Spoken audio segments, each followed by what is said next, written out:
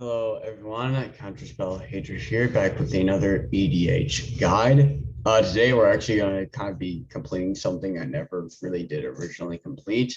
It was actually back from Innistrad, the commander, Innistrad Midnight Hunt commander. Lynde, cheerful Tormentor. This is a Curses commander. Pretty new concept. Ah, uh, so this is interesting because this is like a card that is focused around curses. We haven't seen this much, and the fact that it can bring back curses and gives you a benefit is interesting too. And but it also, but in order to bring it back, it attaches it. This command attaches that curse to you when that curse is destroyed.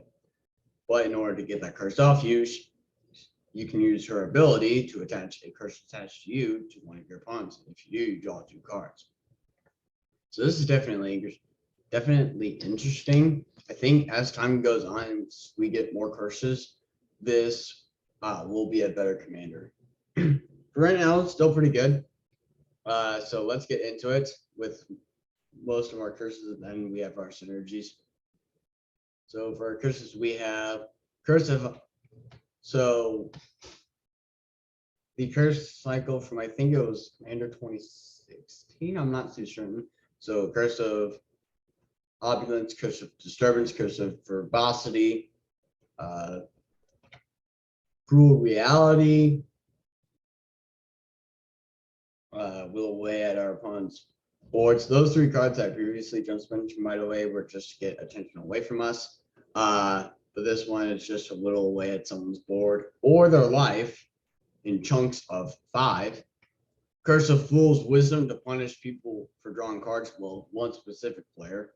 And if this becomes attached to you, it's not really gonna matter because you just lose 2 life, right? But then you just gain the 2 back that you just lost. So this doesn't really affect you if it becomes attached to you. If anything, it's just like a free 2 cards if you think about it. Curse of Bloodletting to double the damage dealt to a certain player. So some of these are like ganging up on, are focused around like ganging up on someone, while others are more focused around, getting attention away from you. Like make it seem like you're not a threat. Curse of Chaos, Curse of Shaken Faith. So Curse of Chaos to get like attention away from us and like more also like gang up on someone. Curse of Shaken Faith, more about like enemy, like who's the enemy at the table, like threat, eliminating the threat. Maddening Hex, this is actually very interesting because if say you have like 2 curses attached to you and this is one of them and you have your commander out, instead of just removing this from you at the beginning of your upkeep, you can remove the other curse and like attach it to someone else, because this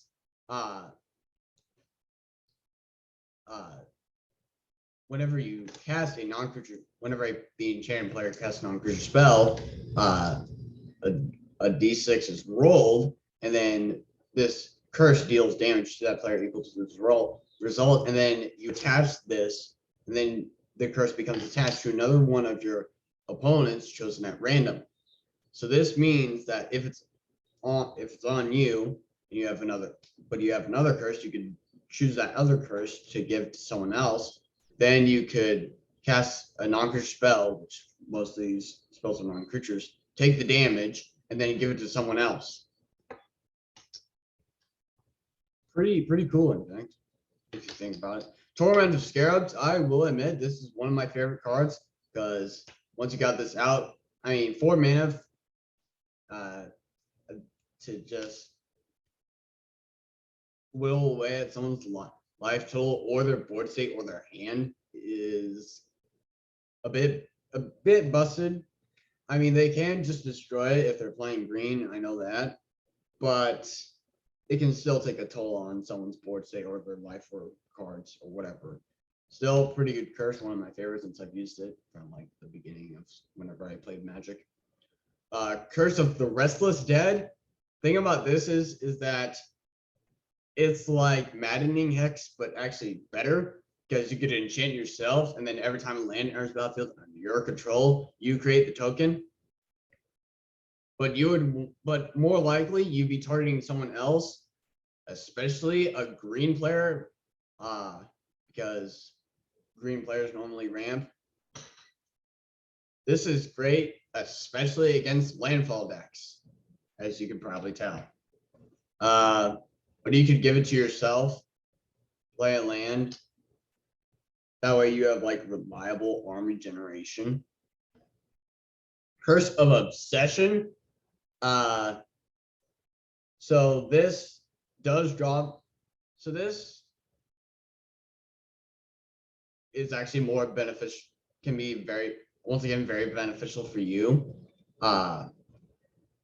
Because if you, well,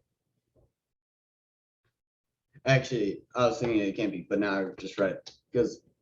But if this was like, this triggered on the upkeep, like the part where it draws you 2 cards, the enchanted player 2 cards. If you were enchanted by this, so you could have this draw you 2 cards first and then give it to someone else. And then on their end step, they're discarding your hand. They get to draw 2 cards. But still, this can devastate someone because losing like a whole bunch of cards. And there's a curse you'll see later that goes really well with this. Trespasser's Curse for mostly like army players, like people who like to build a big board and just swing. This can take a toll on them quite a bit and keep you in the game for a good long while. So Curse of Misfortunes. So this is actually an amazing curse because you could give this to yourself and let this trigger first and then your commander. So you could give this to yourself, search for a curse, attach it to yourself. Then with your commander's trigger on the beginning of your upkeep, remove that curse you just attached to yourself and give it to someone else. And then like that, like this is like card draw if you think about it. Curse of Leeches, it's once again pretty good curse. Cheap. Not to mention this thing can actually turn into a creature. And because the day side is the side you cast, and this is a curse, that means you can attach this to yourself and you will lose life, but once it flips, essentially what I'm trying to say is this is like a blocker that never goes away in this deck and can drain away life. Curse of Hospitality, once again, just swinging attention away from you, but also allows like your teammates to kind of gang up on the threat even more, because they are able to use the threat's cards and keep them from getting like scary stuff or like stuff that could just end up killing everyone or just winning that player who's the threat at the table of the game, like Cyclonic Rift or Rise of the Dark Realms. Curse of Vengeance, another pretty cool curse, especially in this deck, because you can cast a whole bunch of spells. Like you could attach this to yourself, cast a whole bunch of spells, and then like when someone's ready to die, you could just use your commander's trigger. Like hopefully it's like on your upkeep, like that you're able to give this to another player, because you could give this to like a player who's like on their way out, and then when they die, it'll draw you a whole bunch of cards and gain you a bunch of life. Something to think about. Curse of Stalked Prey. Once again, this is more about focusing on like maybe a threat at the table, swinging attention away from you. Really, Curse of Inertia, help eliminate the threat at the table. Once again, Curse of Surveillance to draw everyone a bunch of cards. So once again, eliminating the threat, giving people more resources. Probably more beneficial towards you. Curse of the Bloody Tome to mill the threat, or just mill people in general. You could help you out by milling them if they are like a Golgari deck or like a Reanimator deck. Fraying Sanity. So this is what I was talking about for Curse of Obsession. Fraying Sanity, because it mills X. It mills X at being of each end step for the enchanted player, where X is the number of cards put into that graveyard from anywhere this turn. So say the enchanted player has Fraying Sanity and Curse of Obsession, and they have 7 cards in hand, and then they draw like the 2 more from Curse of Obsession for whatever reason, even though they have 9 cards in hand, you could do a bunch, they just aren't able to do anything or just don't.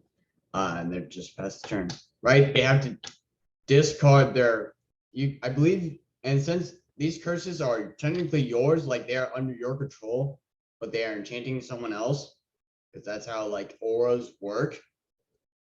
You can order how the triggers, like what you can order how the triggers work and like when they trigger off.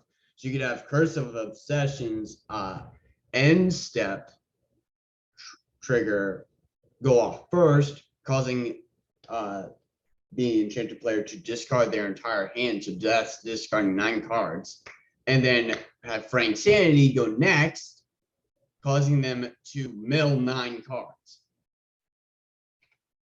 You get it. Curse of Death's Hold. This can be really handy if you are like near death and you just need every little thing you can get to survive, like someone's about to attack you. And this can be very useful if it's like, oh, they have a bunch of 1/1s, just kill them all with this. Tainted Remedy. So if an opponent would gain life, that player loses that much life. Since these curses are mostly focused around us swinging attention away from ourselves, but also like damaging our opponents, this will help us gain life and stay in the game. Feast of the Fallen, since our opponents are going to be losing life like one way or another. Revenge of Ravens, from when we have curses attached to us to discourage people from attacking us, instead go somewhere else. Waste Not, since we have Curse of Obsession and people are going to be discarding, well, the enchanted player is going to be discarding their hand. So we'll be benefiting from that. Help us with mana problems. Exquisite Blood, from whenever an opponent loses life, we gain that much back. Once again, help us drain. Pissing my ass. Misma. Sorry, YouTube. I wasn't my intention to say that, but Misma, I have no idea. Whenever a creature attacks you, its controller loses 1 life. So it's like Revenge of Ravens, except you don't gain life.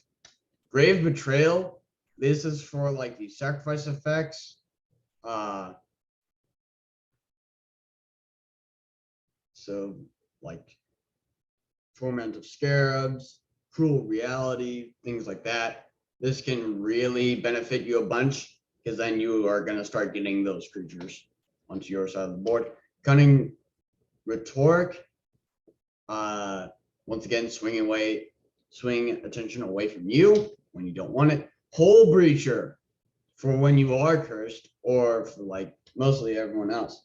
Hole Breacher is amazing because if you have Curse of Opulence, instead of people drawing cards, you're going to be getting treasure. So if you just swing Curse of Opulence onto yourself, people are less likely to attack you because of this.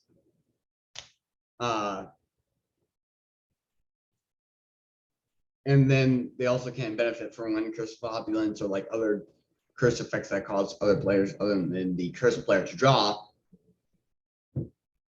Well, like, you know what I'm saying. It's busted. Consecrated Sphinx for when our opponents are drawing cards. Spark double, we want to like double up on like as many of curse like curse redirection opportunities as we can, I guess is what I would call it. So what I mean by that is just like creating it, like having this Aaron as a copy of our commander in this deck. And that way we can remove more curses from ourselves and put them onto an opponent of ours. That way we aren't in as much peril. Sakashima, a thousand faces to do the same thing. Geez, I can't talk. Verity's Circle. This is kind of to go with Curse of Inertia, since Curse of Inertia tends to tap stuff or untap stuff, but this can also tap creatures without flying. This is to help us draw cards as well. Curse of Thirst. Forgot. This was kind of down here. Oh well. Kind of finish someone off, drain away their life. Curse of Shallow Graves. It's like Curse of Disturbance. But it doesn't give you a zombie. You have to attack in order to get the zombie. Hell of the Host. Once again, more upkeep triggers to remove curses from ourselves and reattach them to someone else that isn't us. Trionic Resonator to double up that trigger again. Trading Post.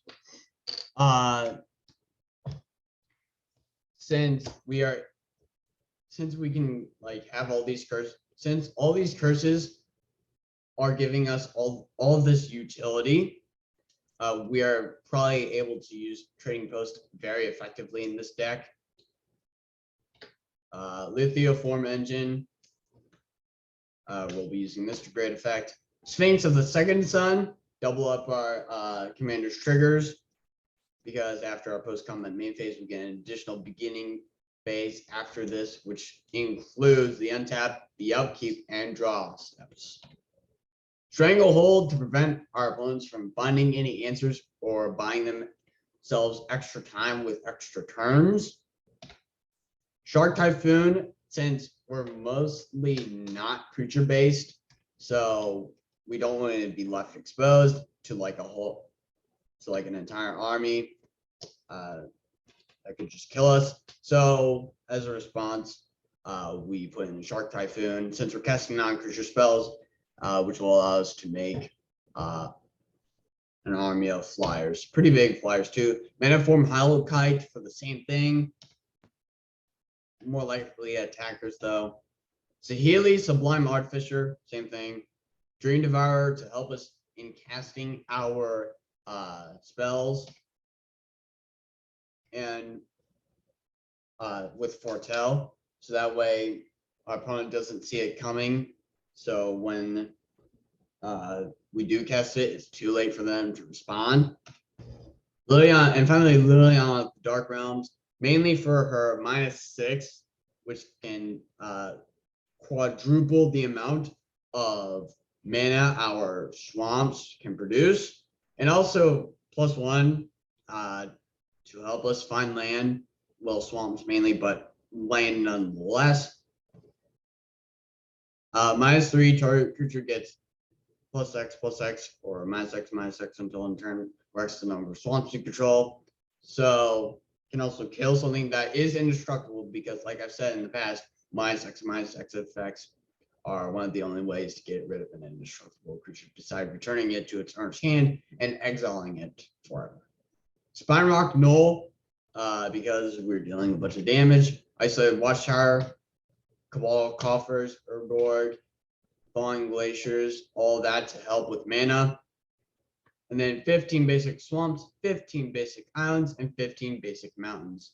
And with that, the end of this commander guide starring Lynde, Cheerful Tormentor. if you enjoyed this episode, please subscribe and leave a like. We are only 1 subscriber away from 25 subscribers. And we can do 25 so special. I need ideas, guys.